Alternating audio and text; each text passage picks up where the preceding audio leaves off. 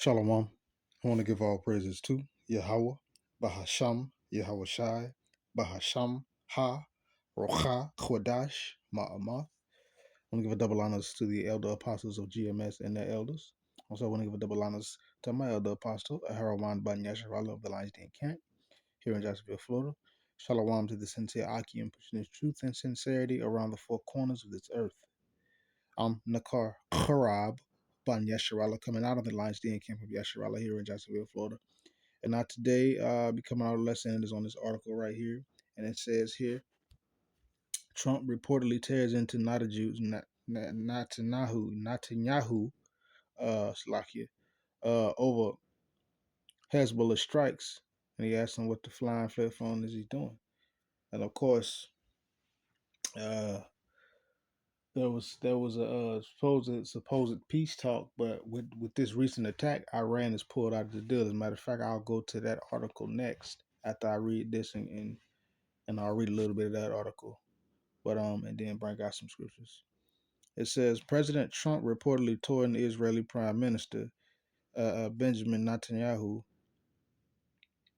Monday, demanding the leader resist strikes on Hezbollah, an expletive, Salakia, or expletive, however you want to say it, laden phone call. So basically, he was going off on him for doing something because the truth of the matter is Donald Trump at this point he really trying to get a peace deal, but Israel keep running interference and getting in the way and causing problems.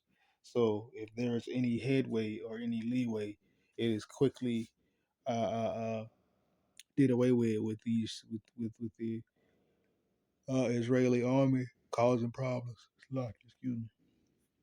It says the tense call came after Iran threatened to withdraw from negotiations with the U.S. after Israel ordered the strikes on terrorists in southern Beirut, with the Axios reporting the president at one point asking, "What the F are you doing?"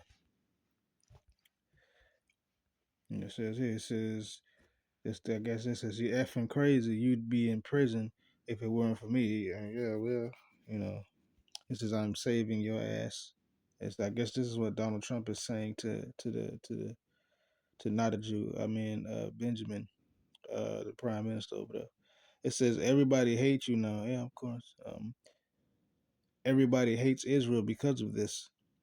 A U.S. official, Salakia, told Axios, summarizing Trump's comments, and that's true. And it is what it is. But let's continue.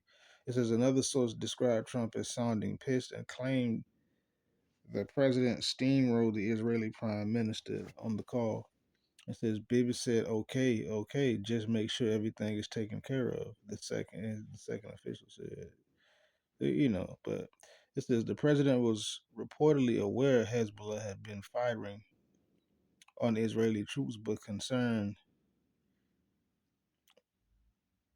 that Netanyahu uh, was disproportionately escalating the situation. Of course, that's how Babylon end up over there. The least of the flocks will draw them out. That's how Babylon end up over there with this skirmish now. And it says, and potentially hurting U.S. negotiations with Tehran. And that's what's happening. That's the truth. It says, shortly after the call, Trump wrote in a post on his Truth Social, he had a very productive call, Prime Minister of Israel, and there will be no troops going to Beirut. And any troops that are on the way have already been turned back. So it's like he's trying to make a deal, but he keep getting. But let's continue. It says, likewise, through the highly priced, oh, through highly priced representatives, I had a very good call with Hezbollah, and they agreed that all the shooting will stop. That Israel will not attack them. But yeah, and of course that's the rest of it, and there you go. So any real peace deal that's trying to be reached, little Satan is getting in the way and causing problems for big Satan, and they can't get a deal going. This was another article right here. It says they threatened, but this one right here, this article says Iran walked out of the deal and threatened the world's oil. I guess whatever. Hours later, Trump said they were back on. I'm gonna read a little bit of this because it's real long. I'm gonna just read the part that that this article really is highlighting.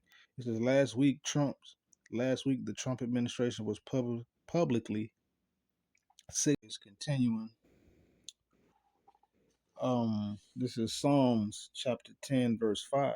It says, his ways are always grievous, thy judgments are far above out of his sight. As for all his enemies, he puffeth at them. So,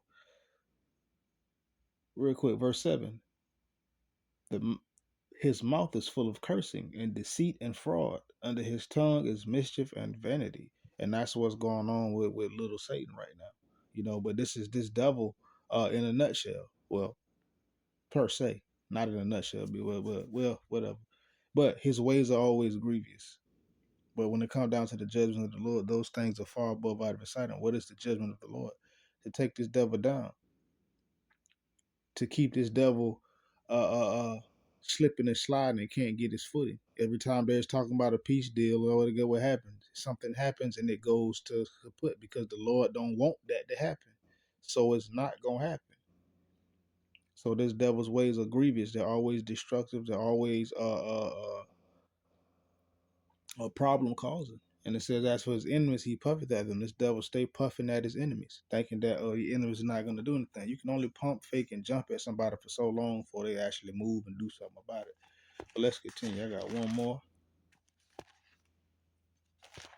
Because though, what it is, ceasefire, peace talks. Let's go here. What is this? Psalms 55 and 21. It says, the words of his mouth were smoother than butter, but war was in his heart.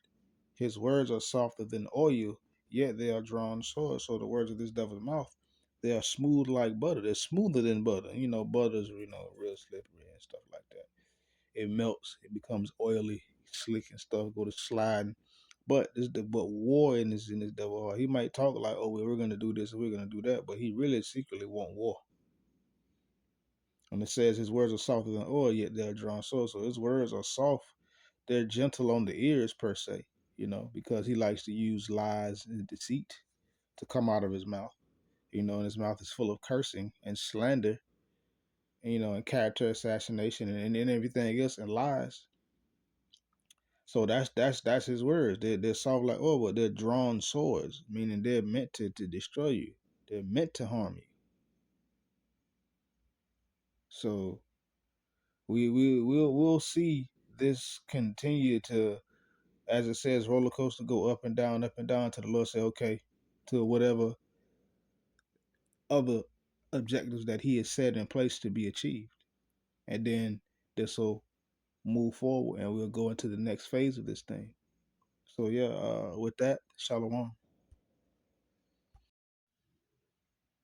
As I was saying, I guess this screen recorder, I guess that's the new thing that's happening. You saw messing with everything or whatever. But anyways, like I was saying, as it said, this article here, it threatened that Iran walked away from the deal. And it says last week, the Trump administration was publicly signaling that a deal with Iran was coming soon. But the prospect of permanent peace between the two sides are far more remote than Iran announced that it had suspended all indirect negotiations with Washington through mediators. On Monday, Iran accused the states of failing to restrain Israeli attacks and claimed that it continued military operations in Lebanon, constitute a violation of the ceasefire agreement. It says this news perhaps is the most serious challenge ceasefire yet, but we're gonna go here. We're gonna go right here.